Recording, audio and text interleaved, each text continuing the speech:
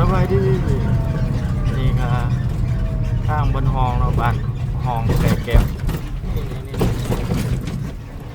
เราสิออกไปทางวัดครับแล้วก็ไ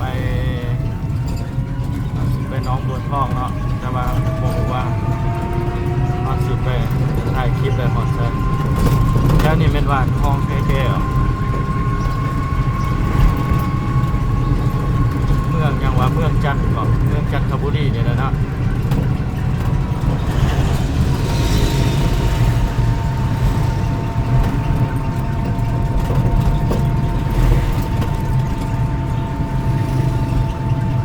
เมืองจันทร์หรือเมืองศรีนา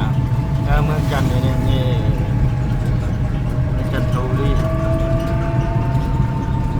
อันนี้แบบชายมือนี่วัดครับวัดครับก็คือวัดเทคนั่นนะเนาะเอ้ยพ่อแม่พูดตัวนั้นตัวเมื่อกี้เนี่ยพ่อแม่ ตัวนั้นนะตัวนั้น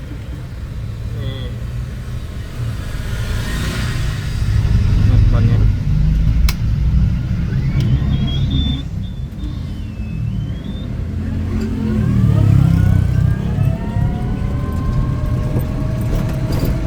วัดคลาบ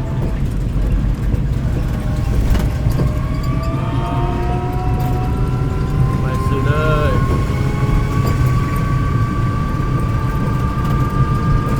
แล้วนี่น่าจะเป็นว่า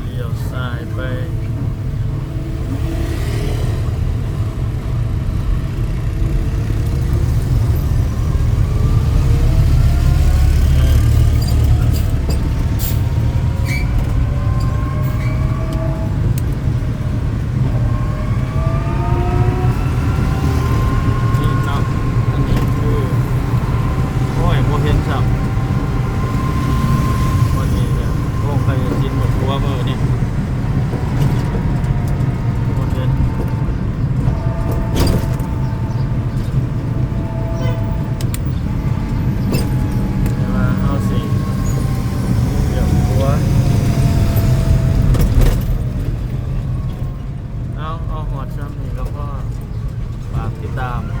ไม่